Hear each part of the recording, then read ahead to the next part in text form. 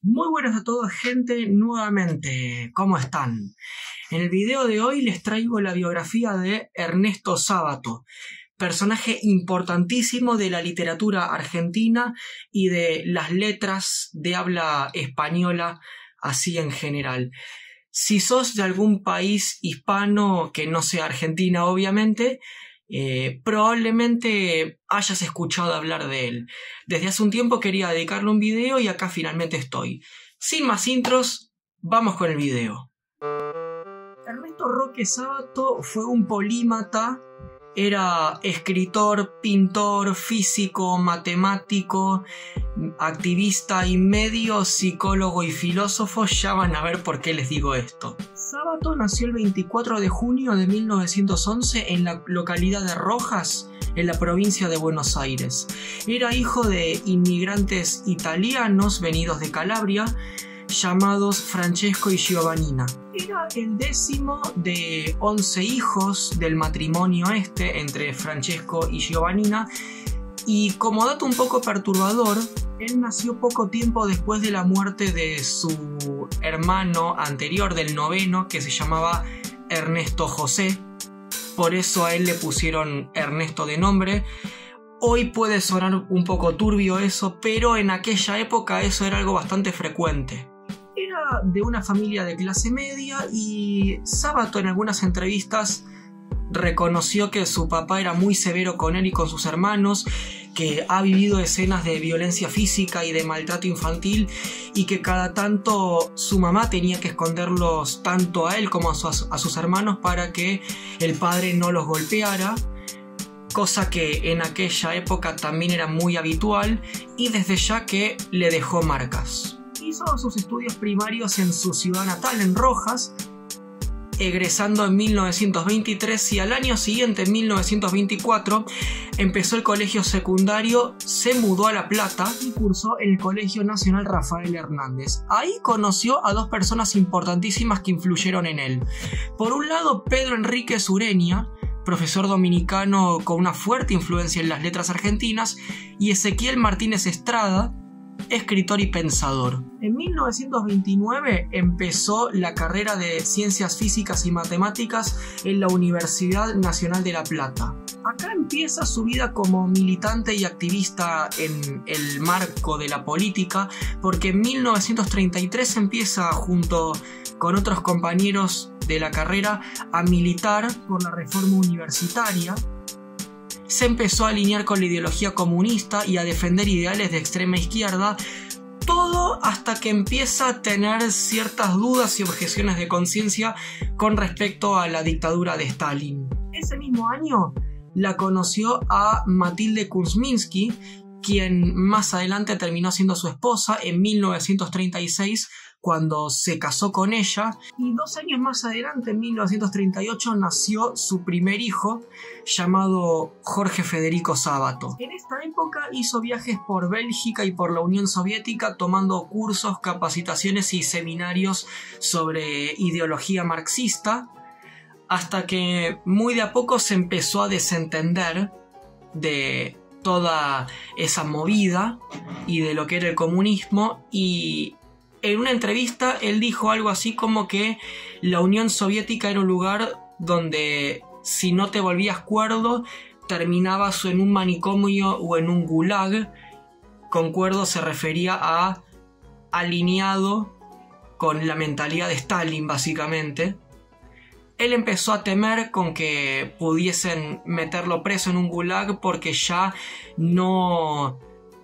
no se sentía representado por los ideales del comunismo, y se fue a París en 1938 después de obtener el título universitario de doctor en Ciencias Físicas y Matemáticas en la Universidad de La Plata. Se fue a París como investigador científico y acá y allí en París conoció en persona y de primera mano a los artistas del movimiento surrealista, que lo inspiraron después a él empezar en la pintura y a estudiar de forma autodidacta el psicoanálisis, las enseñanzas de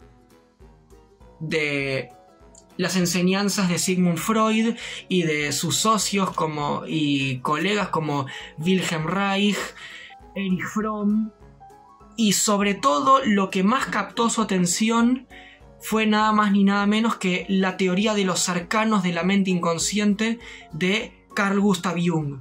Acá empezó a escribir su primera novela llamada La Fuente Muda, que más adelante le hizo unas cuantas modificaciones y solamente publicó una pequeña parte que más adelante terminaría siendo El Túnel. En la década del 30 se dedicó básicamente a lo que era las ciencias y la pintura, y en la década del 40 es cuando empieza oficialmente su carrera como escritor, escribiendo tanto novelas como ensayos, y empieza a tener ciertos cuestionamientos en torno a las ciencias en el contexto de la Segunda Guerra Mundial y por los avances tecnológicos que estaba teniendo la ciencia y por su orientación. Sábato empezó a considerar que se había vuelto una actividad humana que por sus avances tan drásticos iba a terminar desembocando en el desastre y en la destrucción, y empieza a considerar las ciencias como amorales y que cada vez deshumanizan más y más y más.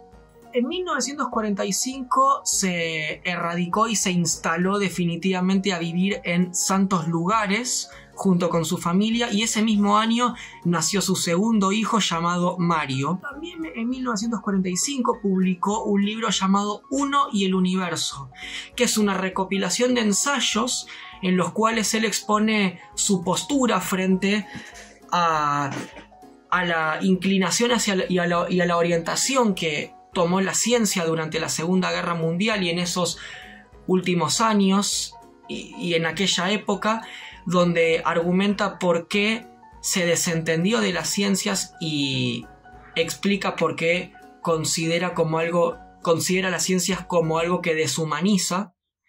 Podemos entender por qué decía lo que decía, teniendo en cuenta que era el contexto de la Segunda Guerra Mundial. De hecho, el mismísimo Albert Einstein una vuelta dijo que no sabía cómo iba a ser la Tercera Guerra Mundial, pero que la cuarta iba a ser con palos y con piedras. Muchos científicos se han hecho planteamientos muy serios sobre la aplicación práctica del conocimiento científico y del desarrollo tecnológico enfocado hacia qué va, hacia el bien o hacia el mal, hacia el desarrollo o hacia la destrucción. En 1948 publicó definitivamente su primer gran novela, El Túnel. Es una novela de ficción psicológica que trata sobre un protagonista llamado Juan Pablo, que tiene una historia de celos enfermizos y desórdenes mentales graves que lo llevan a matar a su amada. ¿Y qué ocurre después de eso? Durante la década del 50 escribió otros ensayos, empezó a hacer publicaciones en revistas y en diarios argentinos, y en 1961 publicó la otra gran novela que lo hizo pisar fuerte y dejar su huella en la literatura argentina, que fue nada más ni nada menos que Sobre héroes y tumbas. Como dato curioso, esta novela él la escribió y reescribió, modificó, corrigió, agregó y quitó cosas muchas veces, y en una entrevista reconoció que se le había cruzado por la cabeza la idea de quemarla, como tenía la costumbre de hacerlo con todas las obras con las que él no estaba conforme o consideraba que le habían salido mal. Fue Matilde la que convenció a Ernesto Sábato de publicar esa novela, y fue una excelente decisión. El éxito de esa novela Sobre héroes y tumbas fue tal que muchos incluso la consideran la mejor novela argentina del siglo XX. Incluso su hijo Mario, que era director cinematográfico, adaptó algunos capítulos de la novela y los llevó a las pantallas grandes del cine en 1979 bajo la película titulada El poder de las tinieblas. Su tercera gran novela fue Abaddon el exterminador, que la publicó en 1974, y con eso concluye su trilogía de novelas. Digo trilogía porque tienen como ciertas menciones, guiños entre ellas y siguen como una secuencia lineal. si las vas a leer tenés que leerlas en ese orden. Primero El túnel, después Sobre héroes y tumbas y después Abaddon el exterminador. Ese mismo año fue premiado por la SADE, la Sociedad Argentina de Escritores. La década del 70 tuvo dos caras de una misma moneda para Sábato, porque por un lado fue la época en la cual él consideró que como escritor había escrito, publicado y dicho todo lo que quería decir y todo lo que tenía que aportar, tratando temas existenciales y filosóficos muy profundos como el sentido de la vida, la soledad, la existencia de Dios, la vida y la muerte. Pero por el otro lado fue la famosa época de la dictadura del 76, que fue el periodo más oscuro y más sombrío de la historia argentina. Y miren esta foto. En esta foto están Sábato junto con Jorge Luis Borges y el por aquel entonces presidente de facto, o mejor dicho dictador, Jorge Rafael Videla, de una ocasión en la que se juntaron a almorzar. Desde ya que esto fue motivo de controversias, hateo y difamación. Para colmo, una vez concluido el gobierno de la Junta Militar, a pedido de Raúl Alfonsín, el presidente argentino que vino cuando terminó la dictadura, Sábato fue presidente de la CONADEP entre los años 1983 y 1989. En 1984 recibió un galardón importante, nada más ni nada menos que el Premio Miguel de Cervantes, el segundo argentino en recibirlo, porque el primero había sido Borges en el 79. Recibió muchos otros premios, galardones y nominaciones como un Premio Jerusalén, Ciudadano Ilustre de la Ciudad de Buenos Aires, Doctor Honoris Causa por la Universidad de Murcia en España, entre tantos otros. En 1990 se casó por iglesia con Matilde y tuvo un evento muy trágico y desafortunado en 1995 porque su hijo más grande, Jorge, murió en un accidente automovilístico y 3 años más tarde, en 1998, falleció Matilde. Ya para 2004 se retiró definitivamente de todas sus actividades. Sus últimos ensayos fueron La Resistencia, El Horizonte ante el Abismo, Confesiones de un viejo escritor y el último, España en los diarios de mi vejez. Después de varias menciones y nominaciones durante la década del 2000, para finales de 2010 su salud deterioró muchísimo. A principios del 2011 todo fue de mal en peor y finalmente falleció el 30 de abril de ese mismo año en el contexto y durante el desarrollo de la Feria del Libro de Buenos Aires. El 24 de junio del 2011, que fue la fecha en la cual el 24 de junio del 2011 se conmemoró lo que hubiera sido su cumpleaños número 100.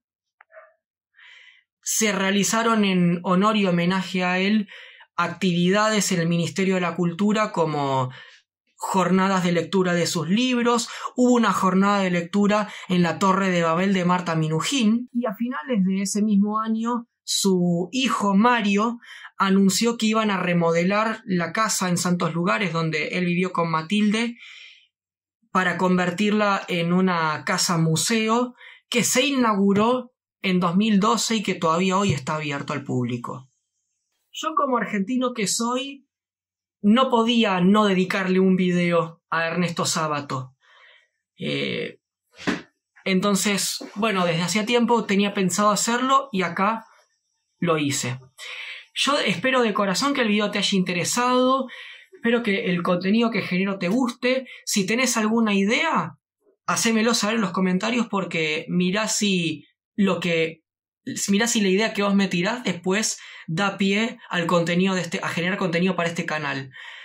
Bueno, me despido por hoy, nos vemos en el próximo video. Fuerte abrazo y chau chau.